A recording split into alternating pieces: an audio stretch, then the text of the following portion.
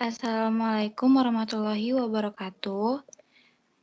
Perkenalkan, kami dari kelompok 8 ingin mempresentasikan hasil diskusi tentang materi lingkungan fisik dan ergonomis, di mana kelompok 8 beranggotakan saya sendiri Ulfani Lira, Aisyah Novriani, Cindy Orela, Desi Nurahmadini, dan Nur Ismi Nadia. Lingkungan fisik dan ergonomi.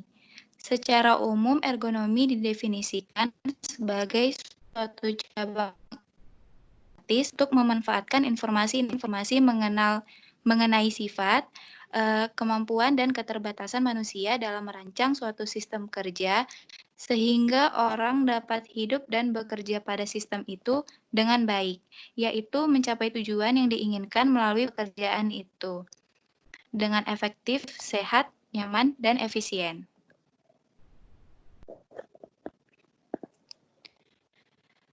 Adapun beberapa tujuan penerapan ergonomi yaitu 1.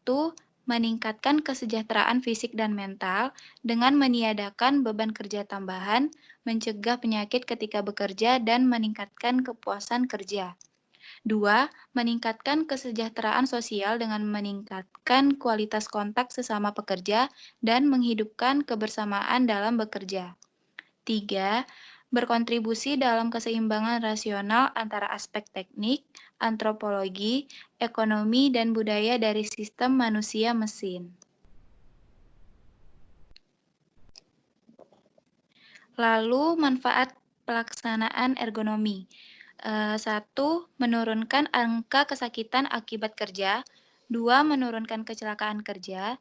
3. Biaya pengobatan dan kompensasi berkurang. 4. Stres akibat kerja berkurang. 5. Produktivitas membaik. 6. Alur kerja bertambah baik. 7. Rasa aman dan bebas dari gangguan cedera. Dan 8. Kepuasan kerja meningkat. Dilanjutkan oleh teman saya.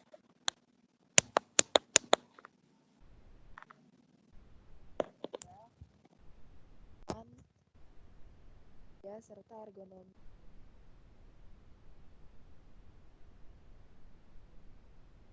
Stasiun kerja. Ada aspek-aspek dasar yang berhubungan dengan pengguna stasiun kerja. Lingkungan kerja. Stasiun kerja di mana stasiun kerja dimanfaatkan dan bagaimana kondisi lingkungan kerja. Kemudian ada durasi kerja. Stasiun kerja digunakan. Tipe pekerjaan, bagaimana pekerjaan diselesaikan dalam arti persepsi dan kebutuhan motorik. Yang D. Beban psikologi, apakah pekerjaan yang membosankan dan apakah pekerjaannya mampu memberikan tantangan. Stasiun kerja, ada aspek-aspek dasar yang merupakan acuan untuk melakukan evaluasi terhadap aspek kesehatan yang berhubungan dengan pekerjaan yang dilakukan dengan menggunakan stasiun kerja. Ada 4, yaitu beban visual, beban otot, beban postur tubuh, dan beban tekanan mental. Beban visual itu berkaitan dengan iritasi mata, pandangan ganyang mengambur, dan munculnya rasa pening di kepala. Beban otot berkaitan dengan kelelahan otot, ketegangan otot, dan rasa sakit pada beberapa bagian persendian, seperti siku, jari, tangan, dan leher. Beban postur tubuh ini berhubungan erat dengan berbagai motorik yang digunakan tubuh untuk tetap mempertahankan posisi tegak selama duduk di kursi, seperti otot punggung dan pinggang, lutut, dan tumit. Kemudian, beban tekanan mental berkaitan dengan rasa cemas, rasa tertekan atau depresi, reaksi-reaksi seperti perasaan bosan atau tidak puas. Kemudian dilanjutkan oleh teman saya.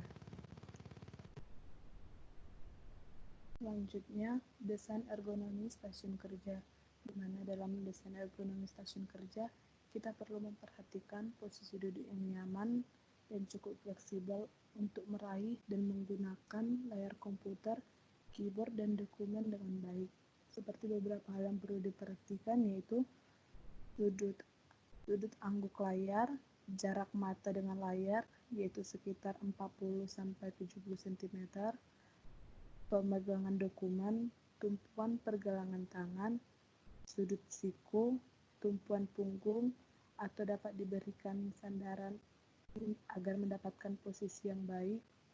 Kemudian selanjutnya jarak beban kursi dengan paha, jarak kursi dengan meja, sudut lutut, tumpuan kaki, tinggi meja, tinggi layar, di mana kemiringan layar juga dapat sekitar 10-20 derajat.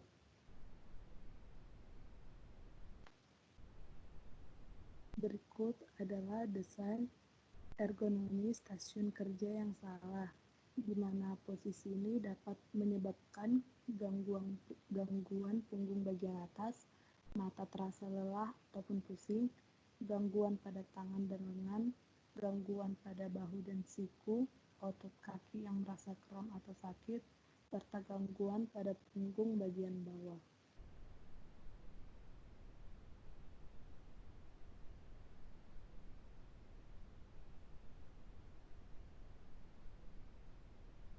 Lingkungan fisik kerja. Dalam lingkungan fisik kerja terdapat beberapa faktor yaitu pencahayaan. 1. Penggunaan stasiun kerja yang banyak menggunakan layar tampilan dapat menimbulkan persoalan besar. Kilau yang ditimbulkan oleh layar tampilan dapat mengurangi kenyamanan penggunaan stasiun kerja. Yang kedua, sumber cahaya dalam sebuah ruangan kerja dapat berupa cahaya langsung yang berasal dari matahari ataupun cahaya langsung yang berasal dari sumber cahaya buatan, seperti cahaya tak langsung yang dipantulkan oleh tembok, langit-langit, pantai, bahan-bahan di sekitar layar tampilan, pakaian pengguna, dan lain-lain. Berikut adalah desain pencahayaan yang baik, dari mana dalam pencahayaan kita perlu memperhatikan perancangan lighting, yaitu arah pencahayaan dan kuatnya cahaya yang akan dihasilkan.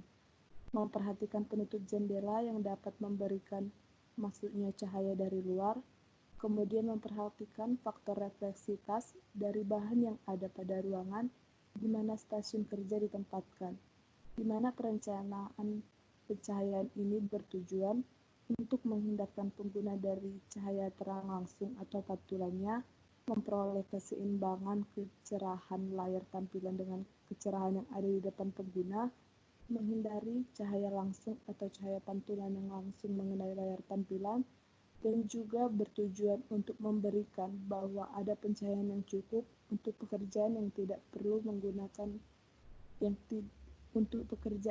menggunakan layar tampilan. Selanjutnya akan dilanjutkan oleh teman saya.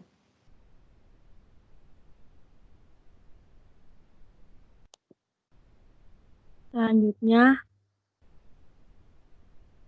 pencahayaan. Faktor-faktor yang perlu diperhatikan dalam pencahayaan ruang stasiun kerja adalah 1. Tempatkan peralatan atau sumber cahaya sedemikian rupa sehingga atau pantulan cahaya pada layar tampilan dalam diminimalkan kegunaan penutup jendela yang mampu mengendalikan banyaknya cahaya matahari yang masuk ke dalam ruangan. Yang kedua, tempatkan layar tampilan sedemikian rupa sehingga kilauan yang disebabkan karena sumber cahaya di atas kepala dapat dihindarkan. Yang ketiga, hindarkan menggunakan sumber cahaya yang sangat terang. Yang keempat, gunakan cahaya tak langsung untuk menghindari adanya bintik cerah pada layar tampilan. Suhu dan kualitas udara. Yang pertama, penggunaan stasiun kerja yang berupa sistem komputer dapat menimbulkan panas tambahan yang dibangkitkan oleh komputer yang menyala dalam waktu yang lama dan juga dapat menimbulkan adanya derau. Yang kedua, perubahan suhu udara yang terjadi perlu diperhatikan karena dapat mempengaruhi kinerja seseorang, yaitu mengurangi konsentrasi maupun munculnya rasa kantuk akibat suhu udara yang panas. Yang ketiga, Permasalahan suhu dan kualitas udara pada ruangan stasiun kerja dapat diatasi dengan menggunakan pengontrol suhu udara di mana penggunaannya harus memperhatikan beberapa hal. Hal yang pertama, banyaknya panas yang disebarkan oleh stasiun kerja. Yang kedua, tipe dan kualitas penyaring udara. Dan yang terakhir, penempatan pada ruangan. Suara. Yang pertama, lingkungan suara mempunyai pengaruh yang sangat penting pada konsentrasi, tingkat stres, dan aspek lain dari kinerja seseorang. Yang kedua, suara yang tetap dan tidak berlebihan dapat membuat suasana yang nyaman. Tetapi, suara yang berlebihan, yaitu gangguan suara, dapat membuat perasaan menjadi tidak enak atau stres. Yang ketiga, suara dapat menjadi suatu gangguan bagi konsentrasi karena terjadinya perubahan keras dan tinggi rendahnya suara yang frekuensinya sangat sering. Hal ini tergantung pada kepekaan terhadap gangguan suara, karena masing-masing orang berbeda kepekaannya. Gangguan suara dapat diatasi dengan beberapa cara, diantaranya yang pertama penggunaan penutup telinga, yang kedua perancangan akustik dan dilakukan dengan menimbulkan suatu suara untuk mengendalikan adanya gangguan suara atau masking, dan dilakukan dengan menyebarkan derau suara bidang lebar aras rendah. Tipe dan kebiasaan kerja. Tipe kerja. Kebiasaan bekerja juga mempengaruhi terhadap kenyamanan kerja.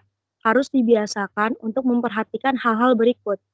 Yang pertama, suasana atau keadaan kerja sebaiknya sesantai mungkin dan dalam posisi yang benar. Yang kedua, posisi duduk sebaiknya diubah untuk mengurangi kelelahan otot. Yang ketiga, ketegangan otot sebaiknya dikurangi atau dikendorkan dengan berdiri atau beristirahat maupun berolahraga. Yang keempat, istirahat secara periodik dan membagi waktu dengan baik pada saat bekerja.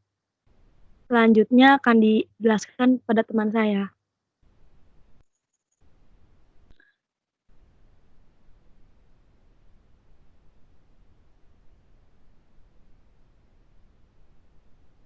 Selanjutnya, ergonomi antarmuka, yaitu aspek-aspek yang harus diperhatikan yaitu konsistensi. Yang pertama, aspek-aspek tertentu pada semua screen dalam user interface sebaiknya konsisten. Yang kedua, terminologi antar screen sebaiknya konsisten. Yang ketiga, penggunaan icon antar screen sebaiknya konsisten. Selanjutnya, penggunaan warna antar screen sebaiknya konsisten. B. Simplicity. Yang pertama, pecah tugas yang kompleks ke yang lebih sederhana. Yang kedua, pecahnya urutan langkah yang panjang ke langkah yang terpisah. Yang ketiga, jaga agar tugas terlihat mudah dengan icon dan lain-lain. Yang keempat, gunakan icon yang familiar dengan pengguna. Berikutnya, ergonomi antarmuka.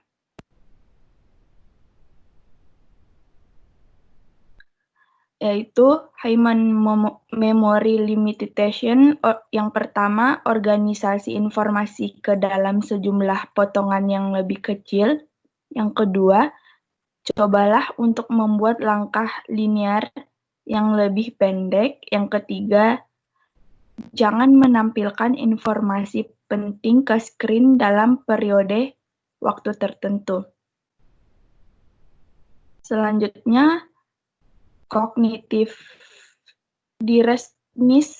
Yang pertama, minimalkan metode informasi using control plus shift plus ESC plus 8 to indent a paragraph. Yang kedua, gunakan icons atau huruf yang berarti. Yang ketiga, gunakan syarat atau petunjuk visual yang tepat. Yang keempat, gunakan metafor dunia nyata atau visualisasi folder. Berikutnya ergonomi antarmuka, yaitu aspek-aspek yang harus diperhatikan dalam individual difference. Yang pertama, akomodasi level pengalaman pengguna secara individual. Yang kedua, akomodasi tingkat preferensi pengguna melalui beberapa tingkatan kustomisasi, layar, icons, dan lain-lain. Yang ketiga, izinkan bentuk alternatif dari suatu perintah shortcut. Itulah penjelasan mengenai lingkungan fisik dan ergonomis dari kelompok kami. Kurang dan lebihnya mohon dimaafkan. Wassalamualaikum warahmatullahi wabarakatuh.